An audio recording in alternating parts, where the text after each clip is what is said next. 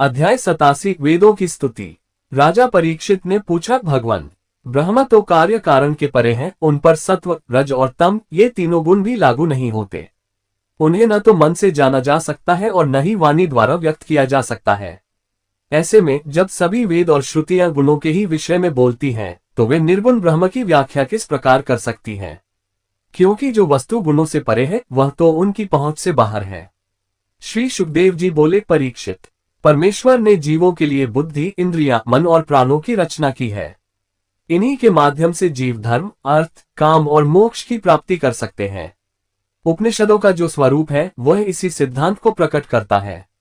ये ज्ञान उन आदि ऋषियों सनक, सनंदन, सनातन और सनत कुमार द्वारा आत्मानुभव से स्थापित किया गया था। जो कोई इसे श्रद्धा से स्वीकार करता है वह उपाधियों और बंधनों से मुक्त होकर अपने मूल स्वरूप परमात्मा को प्राप्त कर लेता है। इस विषय में मैं तुम्हें एक दिव्य कथा सुनाता हूँ, जिसका संबंध स्वयं भगवान नारायण से है। ये संवाद देवर्षि नारद और महान तपस्वी ऋषि नारायण के बीच घटित हुआ था। एक समय की बात है जब देवर्षि नारद विभिन्न लोकों में भ्रमण करते हुए बदरिकाश्रम पहुंचे। वहां वे भगवान नारायण से भेंट करने गए, जो इस भारत भूमि पर सृष्टि के प्रारंभ से ही धर्म, ज्ञान और संयम से तपस्या कर रहे हैं। एक दिन वे कलाब ग्राम के सिद्ध ऋषियों के बीच विराजमान थे। तभी नारद जी ने उन्हें प्रणाम कर विनम्रता से वही प्रश्न पूछा जो तुम अभी मुझसे कर रहे हो। उस समय भगवान नारायण ने वहां उपस्थित ऋषियों की सभा में नारद जी को उत्तर दिया और एक प्राचीन कथा सुनाई, जो पहले जनलोक के निवासियों द्वारा वेदों के गूढ़ अर्थ और ब्रह्म के स्वरूप पर विचार करते समय कही गई थी।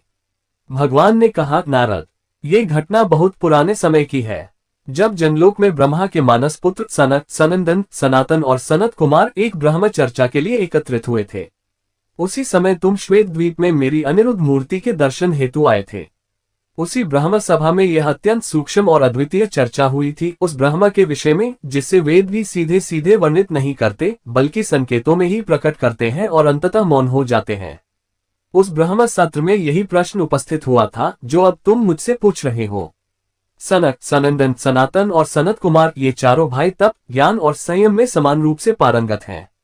उन दिव्य ऋषियों की दृष्टि में न कोई शत्रु होता है, न मित्र और न ही कोई उदासीन, सभी उनके लिए समान होते हैं। फिर भी विचार विमर्श के लिए उन्होंने सन्ना ऋषि को वक्ता के रूप में चुना और स्वयं विनम्रता से श्रोता बनकर बैठ गए। सन्ना ऋषि ने कहा, जैसे सुबह के समय कोई राजा गहरी नींद में हो और उसके जागरण के लिए भाट गान करते हुए उसके यश, पराक्रम और कीर्ति का गुणगान करे, वैसे ही जब परमात्मा संपूर्ण सृष्टि को अपने भीतर समेटकर विश्राम की स्थिति में होते हैं, तब प्रलय के अंत में श्रुतियां उनके जागरण के लिए उन्हें संबोधित करती हैं।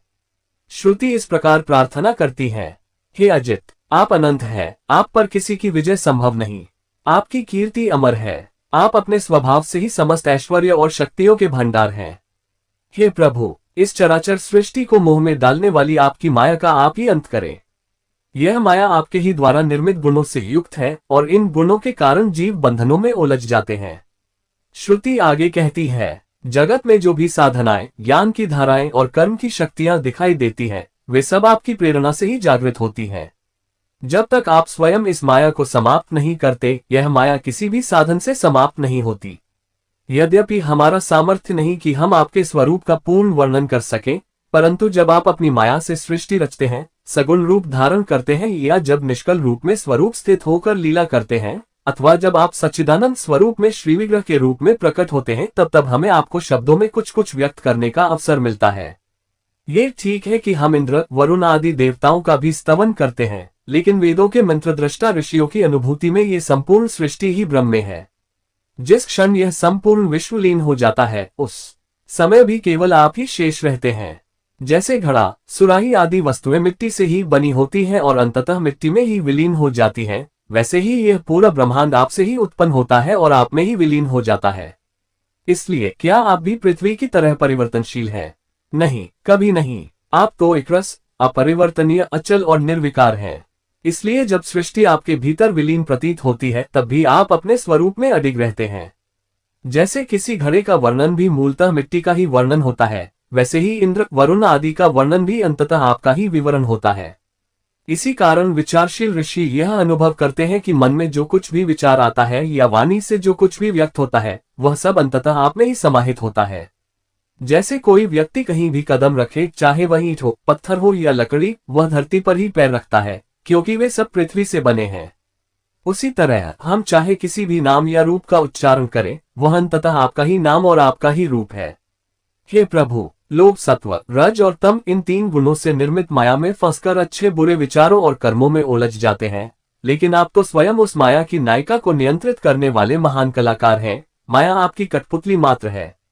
इसीलिए विवेकशील साधक सदा आपकी दिव्य लीलाओं के अमृत सरोवर में गोता लगाते रहते हैं। ये रसपूर्ण कथा उनके भीतर के पाप, क्लेश और मानसिक अशुद्धियों को धो डालती है। आखिर क्यों न हो, आपकी लीलाएं तो स्वयं माया के अंधकार को मिटाने वाली प्रकाशधारा हैं। हे पुरुषोत्तम, वे महापुरुष जिन्होंने आत्मज्ञान से मन के राग, द्वेष और शरीर की आयु, कर्म, जरा और मृत्यु जैसे दोषों को पार कर लिया है, वे अखंड आनंद रूप आपके स्वरूप में एकनिष्ठ होकर लीन रहते हैं। उनके पाप और कष्ट तो जैसे सदा के लिए भस्म हो गए हैं। इसमें कोई आश्चर्य नहीं। भगवान, इस जीवन की सबसे बड़ी सिद्धि यही है कि जीव आपका भजन करे, आपकी सेवा और आज्ञा का पालन करे। जो ऐसा नहीं करते, उनके लिए ये जीवन निरर्थक है। उनके भीतर प्राणों का चलना केवल लुहार की धौंकनी जैसी गति मात्र है, जिसमें प्राण तो चलता है पर जीवन का बोध नहीं होता। सृष्टि की रचना पंचकोशों, अन्नमय, प्राणमय, मनोमय, विज्ञानमय और आनंदमय के रूप में, जिनमें पुरुष रूप से मैं की चेतना कार्य करती है, वह चेतना भी आपकी कृपा से ही संभव है। आप ही इन सभी स्तरों की आधारशिला हैं। ये कोश रहें या न रहें, पर आप तो सर्वदा निर्लिप्त और स्वतंत्र भाव से विद्यमान रहते हैं।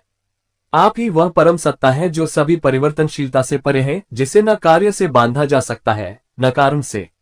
आप सभी अस्ति और नास्ति के अनुभवों से ऊपर हैं। जब सारी विचारधाराएं नेति नेति कहकर मौन हो जाती हैं, तब भी आप वहां शेष रहते हैं, क्योंकि आप ही उन निषेधों के भी साक्षी हैं। आप ही अंतिम सत्य हैं। ऋषियों ने आपको प्राप्त करने के विविध मार्ग बताए हैं। जो स्थूल दृष्टि वाले हैं, वे आपको अग्नि रूप से मणिपुरक चक्र में पूजते हैं। अरुण वंश के ऋषि हृदय के भीतर स्थित परम सूक्ष्म दहर ब्रह्म की उपासना करते हैं, जहां से सभी नारियां उद्भव होती हैं।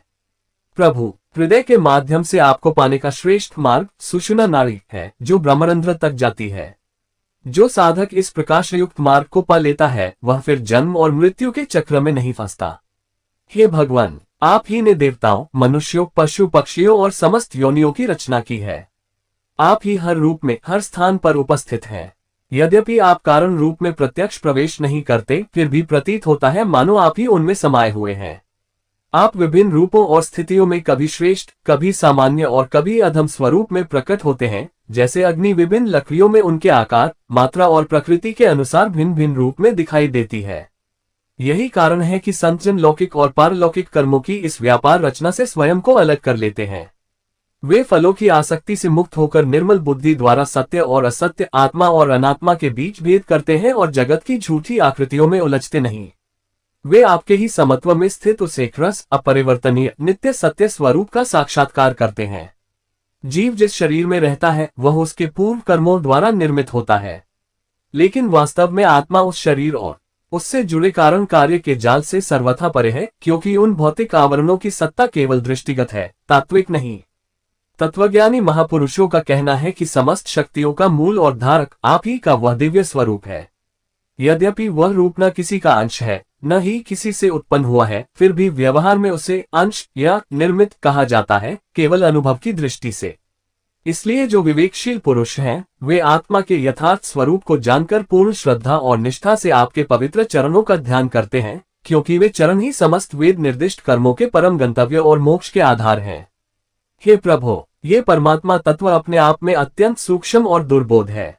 अतः जीवों को उस ज्ञान की ओर आकर्षित करने के लिए आप विविध रूपों में अवतरित होते हैं और ऐसे ऐसे लीलाएं करते हैं जो स्वयं अमृत को भी मधुरता और सरसता में पीछे छोड़ देती हैं। जो भक्त इन लीलाओं का रसास्वादन करते हैं, वे भीतर से तृप्त हो जाते हैं। उनकी जीवन की सारी थकावट और विषाद समाप्त हो जाता है। कुछ भक्त तो ऐसे प्रेम में लीन हो जाते हैं कि उन्हें न स्वर्ग की लालसा रहती है, न ही मोक्ष की, केवल आपके प्रेम में ही वे पूर्ण हैं। वे उस सत्संग को ही सर्वोपरि मानते हैं जहां आपकी कथा कीर्तन होता है। इस रस में डूबे हुए भक्त तो अपने घर गृहस्थी तक का त्याग कर देते हैं, बस आपकी कथा संगति में बने रहने के लिए। जब ये शरीर आपके पथ में अनुरागी होकर आपकी सेवा का माध्यम बन जाता है, तब आत्मा भी सच्चे मित्र, प्रियतम और शुभचिंतक के समान आचरण करने लगती है। वास्तव में आप ही जीव के सर्वाधिक प्रिय, हितैषी और आत्मस्वरूप हैं। आप सदा सुलभ हैं और जीव को अपने में मिलाने को तत्पर रहते हैं। लेकिन यह अत्यंत खेद की बात है कि सहज मानव जन्म पाकर भी बहुत से लोग आपकी शरण नहीं लेते, न ही सख्य, दास्य या वात्सल्य भाव में आपकी उपासना करते हैं। वे नश्वर शरीर और उससे जुड़े संबंधों में ही रमे रहते हैं। उनकी श्रद्धा वहां होती है जहां केवल दुख और परिवर्तन है। इस प्रकार वे आत्मविनाश की ओर बढ़ जाते हैं।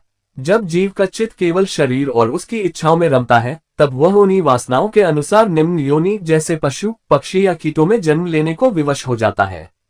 वह संसार के इस जन्म मरण चक्र में बारंबार भटकता है, जो अत्यंत भयावह और कष्टप्रद है। परमेश्वर, आप इतने करुणामय हैं कि जिन महान योगियों ने वर्षों तक तप कर मन, प्राण और इंद्रियों को संयमित किया, उन्हें जो परमपद प्राप्त होता है, वही फल कभी कभी आपके विरोधी भी प्राप्त कर लेते हैं, केवल स्मरण मात्र से।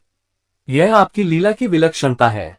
कहने को तो बहुत कुछ है, लेकिन आश्चर्य की बात यह है कि वे स्त्रियां भी, जो अज्ञानवश आपको सीमित मनुष्य मात्र समझती हैं, केवल आपकी भुजाओं की मोहिनी छवि से आकृष्ट होती हैं, वे भी प्रेमवशी सही उस परमपद को प्राप्त कर लेती हैं, जिसे हम श्रुतियां भी सदैव एकरस भाव से अनुभव करते हुए प्राप्त करने का प्रयास करती हैं। आपके चरण कमलों से झरने वाला अमृत सदृश रस सदा आत्मज्ञानी पुरुषों के चित्त को तृप्त करता है। आखिर क्यों न हो, आप समदर्शी हैं, आपके लिए कोई अपना या पराया नहीं होता। आपकी दृष्टि में न कोई जाना पहचाना है, न कोई अपरिचित। फिर जो जीव जन्म और मृत्यु की सीमा में बंधा हुआ है, वह आपको पूर्णता से कैसे जान सकता है? यहाँ तक कि स्वयं ब्रह्मा जी, जो निवृत्ति मार्ग के परम साधक हैं, तथा सनक, सनंदन आदि ऋषिगण भी जब समय की समाप्ति होती है, उस अवस्था में सब लीन हो जाते हैं। उस महाप्रलय की अवस्था में न समय रहता है, न शास्त्र, न ब्रह्मा और न ही उनकी संतानें, सब कुछ आप में ही विलीन हो जाता है। कुछ मत हैं जो कहते हैं कि यह जगत असत्य है और केवल मिथ्या प्रकट होता है। कुछ मानते हैं कि जब दुखों का अंत होता है, तभी मुक्ति मिलती है। कुछ आत्मा को अनेक मानते हैं और कुछ कर्मफल के अनुसार स्वर्ग नरक को यथार्थ समझते हैं। लेकिन सच यह है कि ये सब भ्रम की उपज हैं, अज्ञानजन्य कल्पनाएं हैं। इस विविधता और भिन्नता का आधार केवल अज्ञान है। वास्तव में आप त्रिगुण से रहित पूर्ण ज्ञान स्वरूप हैं। जहां ज्ञान है, वहां कोई द्वैत नहीं होता।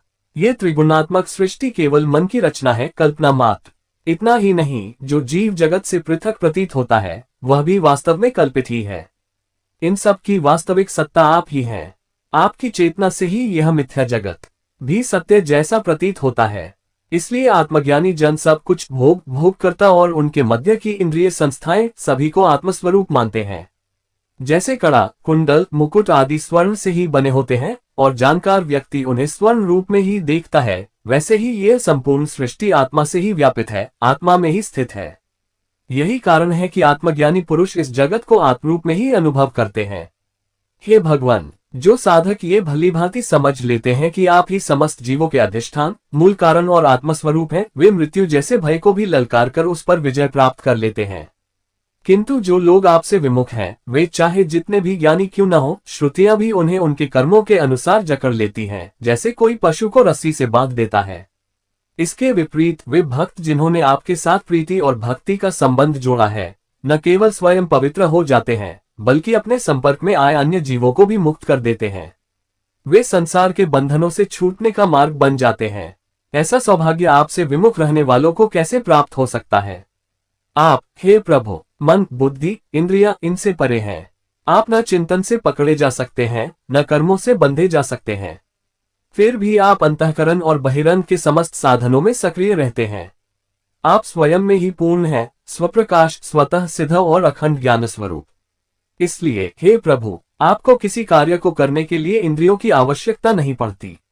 जैसे छोटे छोटे राज्य के राजा कर एकत्र करके अपने सम्राट को समर्पित करते हैं, वैसे ही देवता, चाहे वे मनुष्यों के पूज्य हो या स्वयं ब्रह्मा जैसे ब्रह्मांडीय देवता, आपके द्वारा नियुक्त कर्तव्यों को निभाते हुए आपकी पूजा करते रहते हैं। वे स्वयं माया के अधीन होते हैं और आपके आदेश से भयभीत रहकर सदा तत्पर रहते हैं। आप स्वयं माया से सर्वथा परे हैं, मुक्त, निर्लिप्त। लेकिन जब आप अपनी इच्छा मात्र से, संकल्प मात्र से माया के साथ लीला करते हैं, तब आपका संकेत मिलते ही समस्त जीवों के सूक्ष्म शरीर और उनके सुप्त संस्कार जागृत हो उठते हैं। फिर संपूर्ण सृष्टि चर और अचर प्राणियों सहित विकसित होती है। आप सब में समान रूप से व्याप्त हैं, जैसे आकाश सभी में समाया है। इसलिए आपके लिए न कोई अपना है, न कोई पराया। परंतु फिर भी आपकी महिमा यही है कि आप सबसे परे हैं। वाणी, मन, बुद्धि कुछ भी आपको नहीं जान सकते। कार्य कारण के जाल से रहित होने के कारण बाहरी दृष्टि से आप शून्य से प्रतीत होते हैं, लेकिन वस्तुतः आप उसी दृष्टि का भी अधिष्ठान हैं, आप ही परम सत्य हैं। आप नित्य हैं, एक रस हैं, अपरिवर्तनीय हैं। यदि मान लिया जाए कि जीव भी अनंत है, नित्य और सर्वव्यापक है, तो फिर वे भी आपके समान हो जाएंगे। ऐसी स्थिति में वे नियंत्रित नहीं हो सकते और आप नियंत्रक नहीं रह सकते। लेकिन जीव तभी नियंत्रित हो सकते हैं जब वे आपसे उत्पन्न हुए हो, आपसे छोटे हो, और यह सत्य है कि समस्त जीव और उनके विविध स्वरूप आप ही से प्रकट हुए हैं। इसलिए आप उनमें कारण रूप से विद्यमान रहते हुए भी उन्हें नियंत्रित करने वाले हैं। आप संभाव से सब में व्याप्त हैं, लेकिन आपका स्वरूप किसी की पकड़ में नहीं आता। जो ये सोचते हैं कि हमने आपको जान लिया, वे वास्तव में आपको नहीं जानते। उन्होंने तो केवल अपनी कल्पना का विषय जाना है, न कि वास्तविक परमात्मा को। आप मन और बुद्धि के परे हैं। चित्त जिन जिन विषयों को ग्रहण करता है, वे सभी उस चित्त की सीमितता के अनुसार अलग अलग प्रतीत होते हैं, इसीलिए मतभेद स्वाभाविक है। एक मत दूसरे का विरोध करता है, और इसीलिए हे प्रभु, आपका स्वरूप समस्त मतों और वादों से परे है। जब कहा जाता है कि जीव आपसे उत्पन्न होता है, तो उसका अर्थ यह नहीं होता कि आप बदलकर जीव बनते हैं। नहीं, प्रकृति और पुरुष दोनों ही अजन्मा हैं। वास्तव में आप, जो इन दोनों के मूल में स्थित हैं, कभी भी किसी वृत्ति में प्रवेश नहीं करते, कभी जन्म नहीं लेते। तो फिर यह जीव प्रपंच कैसे उत्पन्न होता है? ये केवल अज्ञानवश होता है। जब प्रकृति को पुरुष समझ लिया जाता है और पुरुष को प्रकृति, तो उन दोनों का मिश्रण होता है। जैसे बुलबुले का कोई स्वतंत्र अस्तित्व नहीं होता, वह तो जल उपादान कारण और वायु निमित्त कारण के संयोग से उत्पन्न होता है, वैसे ही जब पुरुष में प्रकृति का अध्यास हो जाता है और प्रकृति में पुरुष का, तब जीव नामक भास उत्पन्न होता है। यही कारण है कि जीवों को नाम, रूप, गुण और भिन्न भिन्न पहचाने दी जाती हैं। लेकिन अंत में, जैसे सारी नदियां समुद्र में समा जाती हैं और विविध पुष्पों के रस अंततः मधु में एक हो जाते हैं, वैसे ही सभी जीव अपनी उपाधियों को छोड़कर अंततः आप में उपाधि रहित स्वरूप में लीन हो जाते हैं। हे प्रभु, समस्त जीव आपकी माया से मोहित होकर अपने को आपसे भिन्न मानते हैं और इसी भ्रांति में जन्म मरण के चक्र में उलझे रहते हैं। परंतु जो विवेकशील हैं, वे इस भ्रम को पहचानकर पूर्ण भक्ति भाव से आपकी शरण में आ जाते हैं, क्योंकि आप ही जन्म मरण से पार लगाने वाले हैं। यद्यपि यह कालचक्र शीत, ग्रीष्म और वर्षा के रूप में सिर्फ आपकी भौं के विलास से उत्पन्न होता है, फिर भी वह उन्हें ही बार बार भयभीत करता है जो आपकी शरण में नहीं आते। लेकिन जो आपके चरणों के शरणागत हैं, उन्हें जन्म और मृत्यु का भय कैसे सताएगा?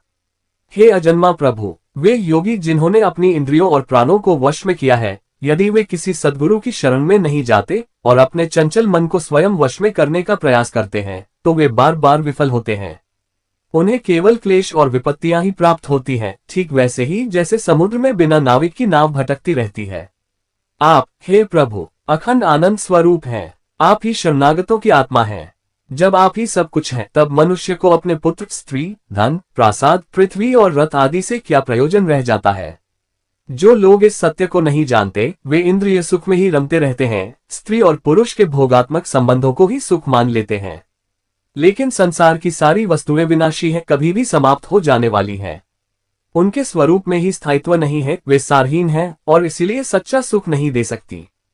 हे भगवान, जो लोग ऐश्वर्य, विद्या, जाति, तपस्या आदि के अहंकार से रहित होते हैं, वे ही सच्चे संत होते हैं। वे इस धरती पर चलने वाले तीर्थ होते हैं, क्योंकि उनके हृदय में सदा आपके चरणारविंद निवास करते हैं। इसी कारण उन संतों का चरणामृत सारे पाप और संतापों को नष्ट कर देने वाला होता है। आप नित्य आनंद स्वरूप आत्मा हैं। जो एक बार भी अपना मन आपको अर्पित कर देता है, वह फिर उस देह और संसार में नहीं उलझता, जो विवेक, वैराग्य, क्षमा, शांति जैसे दिव्य गुणों को नष्ट कर देता है। वह भक्त फिर केवल आप में ही रमण करने लगता है। कुछ लोग कहते हैं कि जैसे मिट्टी से बना घड़ा मिट्टी स्वरूप होता है, वैसे ही यह जगत सत्स्वरूप है। परंतु ये पुनर्तः युक्ति संगत नहीं है, क्योंकि कार्य और कारण में भेद का बोध अपने आप में ही उनकी भिन्नता को दर्शाता है। यदि कोई कहे कि भेद के निषेध के लिए ऐसा कहा गया है, तो यह वैसा ही है जैसे पिता और पुत्र में संबंध होते हुए भी दोनों स्वतंत्र होते हैं। यदि हम केवल उपादान कारण जैसे कि सोना और कुंडल को ही लें, तो भी हमें कई बार कार्य का मिथ्यात्व स्वीकार करना पड़ता है। जैसे रस्सी में सर्प का भ्रम, यहाँ रस्सी उपादान सत्य है, पर सर्प कार्य सर्वथा असत्य है। यदि यह कहा जाए कि उस भ्रमित सर्प का कारण केवल रस्सी नहीं बल्कि अज्ञान भी है, तो ये भी समझना चाहिए कि यह पूरा संसार भी सत वस्तु में अविद्या के संयोग से उत्पन्न हुआ है। इसलिए जैसे रस्सी में सर्प केवल भ्रम है, वैसे ही आत्मा में यह नाम रूप में संसार भी केवल भ्रम है। यदि केवल व्यवहार के लिए जगत की सत्ता मानी जाए तो उसमें कोई दोष नहीं है, लेकिन ये सत्य नहीं, मात्र व्यवहारिक अव्यवधानिक सत्य है। ये भ्रमकाल की दृष्टि से अनादि है और अज्ञानी लोग बिना जांच परख किए केवल परंपरा और समाज की रूढ़ियों से इसे सत्य मानते चले आ रहे हैं। ऐसी स्थिति में जो श्रुतियां कर्मफल को सत्य ठहराती हैं, वे केवल उन्हीं को भ्रमित करती हैं जो आपको नहीं जानते। हे भगवान, जो लोग कर्मों में ही रमे हुए हैं और यह नहीं समझ पाते कि कर्मों का उद्देश्य केवल उनके फल की शाश्वतता बताना नहीं है, बल्कि उन्हें प्रेरित करना है कि वे श्रेष्ठ कर्मों में प्रवृत्त हों, ऐसे जन वास्तव में कर्म के गुण मर्म से अनजान हैं। वास्तविकता तो यह है कि यह संसार सृष्टि से पूर्व नहीं था और प्रलय के पश्चात भी नहीं रहेगा। इससे ये स्पष्ट है कि यह मध्य अवस्था में जो कुछ प्रतीत हो रहा है, वह भी परमात्मा की सत्ता में केवल भ्रम ही है, मिथ्या ही है। इसलिए ही वेद श्रुतियां इस संसार को उपमा देकर समझाती हैं। जैसे मिट्टी से बना घड़ा, लोहा से बना शस्त्र और सोने से बने आभूषण नाम के अतिरिक्त कुछ नहीं होते, वास्तव में सबका आधार मिट्टी, लोहा और सोना ही होता है। वैसे ही ये संसार नाम रूप के माध्यम से परमात्मा में ही कल्पित है। इसे वास्तविक मानना केवल अज्ञानियों का काम है। हे प्रभु, जब जीव माया से मोहित होकर अविद्या को अपना लेता है, तब वह अपने सहज स्वरूप आनंद, ज्ञान और शांति को भूल जाता है। वह इंद्रियों, गुणों और शरीर में फंस जाता है और उन्हीं को अपना स्व मानकर उनकी सेवा करने लगता है। वह इन्हीं जन्म मरण के चक्र को अपना मान लेता है। लेकिन प्रभु, जैसे सांप अपने उतारे हुए केंचुल से कोई संबंध नहीं रखता, वैसे ही आप भी माया और अविद्या से रहित हैं। आप सदा उससे परे, शुद्ध और स्वतंत्र रहते हैं। इसीलिए आपके सारे ऐश्वर्य, सिद्धियां और दिव्यता सदा अक्षुण्ण हैं। आप अनंत शक्तियों के स्वामी हैं। आपकी समता, वैराग्य, यश, ज्ञान और श्री कभी क्षीण नहीं होते। आप देश, काल और वस्तु की सीमा से परे हैं। हे प्रभु, यदि कोई योगी या यति होकर भी अपने मन से विषय वासनाओं को नहीं निकाल पाता, तो आपके रहते भी वह आपको नहीं पा सकता। ठीक वैसे ही जैसे कोई अपने गले में मणि पहनकर भी यदि उसका स्मरण न करे तो वह उसे खोजता फिरता है बाहर इधर उधर। जो साधक अपनी इंद्रियों की तृप्ति में ही रमे रहते हैं और विषयों से वैराग्य नहीं अपनाते, उन्हें न केवल इस जीवन में दुख भोगना पड़ता है, बल्कि मृत्यु के पश्चात भी उन्हें क्लेश और नरक जैसी स्थिति का सामना करना पड़ता है। ऐसे जन एक ओर तो मरणधर्मा है, मृत्यु से मुक्त नहीं हुए, दूसरी ओर लोक दिखावे, धनार्जन और प्रतिष्ठा पाने के लिए उन्हें अनेक कष्ट सहने पड़ते हैं। और जब वे धर्म के विरुद्ध कर्म करते हैं तो उन्हें परलोक का भय भी बना रहता है। हे प्रभु, जो आपके वास्तविक स्वरूप को पहचान लेता है, वह फिर न पुण्य के फल में फंसता है और न पाप के। वह सुख दुख से परे हो जाता है। उसके लिए आप भोगने वाला और भोग्य, ये दोनों ही भाव समाप्त हो जाते हैं। उस समय धर्मशास्त्र जो विधि और निषेध के नियम बताते हैं, वे भी उसके लिए निष्क्रिय हो जाते हैं, क्योंकि वे सब नियम केवल देह अभिमान वाले व्यक्ति के लिए हैं। परमात्मा के साक्षात्कार से देहाभिमान मिट जाता है और जब देह ही नहीं रही तो उसके कर्म का बंधन कैसा। जिस मनुष्य को अभी तक भगवान के स्वरूप का ज्ञान नहीं हुआ है, उसका ध्यान संसार की ओर ही रहता है। लेकिन यदि ऐसा व्यक्ति भी नियमित रूप से हर युग में भगवान की हुई लीलाओं और उनके दिव्य गुणों को श्रवण करे और उन्हें श्रद्धा सहित अपने हृदय में धारण कर ले, तो वह भी पाप पुण्य के बंधनों, सुख दुख के अनुभवों और विधि निषेध के प्रभावों से परे चला जाता है। क्योंकि प्रभु, आप ही तो उसकी अंतिम गति मोक्ष स्वरूप हैं। हे भगवान, इंद्र, ब्रह्मा जैसे देवता भी आपके स्वरूप को पूरी तरह नहीं जान सके, और सबसे बड़ा आश्चर्य यह है कि आप स्वयं भी अपने संपूर्ण स्वरूप को नहीं जान सकते, क्योंकि जहां अंत ही नहीं है, वहां जानना कैसे संभव है। जैसे आकाश में वायु के वेग से धूलकण उड़ते रहते हैं, वैसे ही आपके भीतर काल के वेग से असंख्य ब्रह्मांड अपने अपने आवरणों सहित निरंतर गति कर रहे हैं। फिर आपके परिमाण को कौन जान सकता है। श्रुतियां भी आपके स्वरूप का पूर्ण वर्णन नहीं कर सकती। वे अन्य सभी विषयों का निषेध करती हुई अंत में स्वयं को भी समाप्त कर देती हैं और आप में ही लीन होकर कृतार्थ हो जाती हैं। भगवान नारायण ने नारद से कहा, हे देवऋषि, सनकादि ऋषियों ने जो उपदेश दिया वह पूर्ण था। वे सृष्टि के आदि में उत्पन्न हुए थे, इसलिए वे सभी के पूर्वज हैं।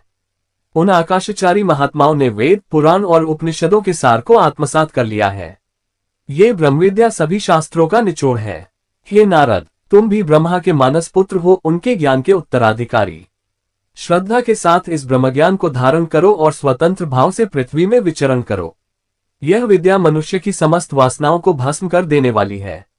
श्री सुखदेव जी कहते हैं, परीक्षित, देवर्षि नारद संयमी, आत्मज्ञानी और ब्रह्मचारी हैं। जो कुछ वे सुनते हैं उसे हृदय में बसा लेते हैं। जब भगवान नारायण ने उन्हें ये ज्ञान दिया तो उन्होंने उसे पूर्ण श्रद्धा से स्वीकार किया और कहा। नारद जी बोले, हे प्रभु, आप सच्चिदानंद स्वरूप श्री कृष्ण हैं। आपकी कीर्ति परम पवित्र है। आप समस्त जीवों के मोक्ष और कल्याण के लिए मनोहर अवतार धारण करते हैं। मैं आपको बारंबार प्रणाम करता हूँ। इसके बाद देवर्षि नारद भगवान नारायण और उनके शिष्यों को प्रणाम करके मेरे पिता महामुनि वेदव्यास के आश्रम पहुंचे। वहां उनका यथोचित सत्कार हुआ। वे आसन पर विराजमान हुए और भगवान नारायण से प्राप्त समस्त उपदेश उन्होंने मेरे पिता को सुनाए। हे राजन, इस प्रकार मैंने तुम्हें बताया कि वेद और श्रुतियां उस परब्रह्म का किस प्रकार वर्णन करती हैं, जो मन, वाणी और इंद्रियों से परे है। तुम्हारा प्रश्न यही था कि निर्गुण परमात्मा का श्रुति कैसे वर्णन करती है। हे परीक्षित, वही भगवान इस संपूर्ण विश्व का संकल्प करते हैं और स्वयं इसके आदि, मध्य और अंत में स्थित रहते हैं। वे प्रकृति और जीव दोनों के स्वामी हैं। उन्होंने ही इसकी रचना की है, जीवों में प्रविष्ट हुए हैं और उनके शरीरों का निर्माण करके उनका संचालन करते हैं। जैसे कोई पुरुष गहरी नींद में शरीर की चेतना छोड़ देता है, वैसे ही जो जीव भगवान को प्राप्त कर लेता है वह माया के जाल से मुक्त हो जाता है। भगवान केवल चेतना मात्र हैं, शुद्ध, निर्विकार और स्वतंत्र। उनके भीतर माया अथवा प्रकृति का अंश मात्र भी नहीं है। वे ही वास्तव में अभय का परम आश्रय हैं।